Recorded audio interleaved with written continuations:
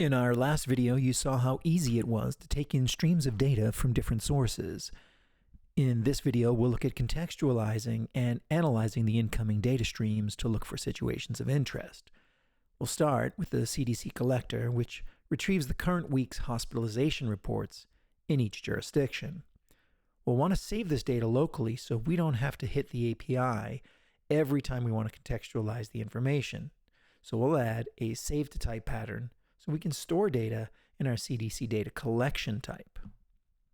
Now that the CDC data is collected correctly, let's focus on the constant real-time stream of data from the air quality sensors.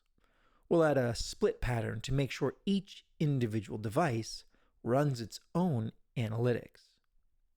To look for anomalous readings from the air quality sensors, we can use generative AI to help write the rules for what is considered poor air quality by asking the system to write the specific rules for poor quality air conditions.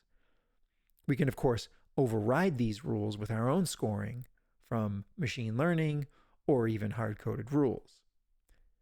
When we cross this threshold, we'll send a push notification using the notify pattern, which will send notifications to both Apple and Android phones.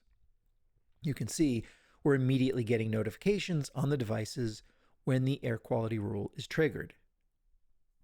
Now, let's fuse multiple streams of data together. We want to take the most recent data from the CDC in the same jurisdiction or state as the sensor information. However, location information is not present in the air quality stream. We can use the transformation pattern to add the sensor details to the stream. Here you can see we know the state and location of the sensor now.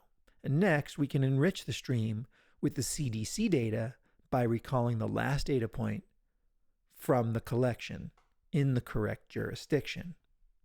And finally, we'll use a custom activity pattern to call a Deloitte scoring model to see if there's a correlation between the CDC uptick in COVID and influenza virus and the air quality sensor, so we can predict the need for staff augmentation or any additional resources. In this short video, we've analyzed real-time streaming data, created rules, set up notifications, and combined multiple sources of data together to run against a custom machine learning model for predictive analysis.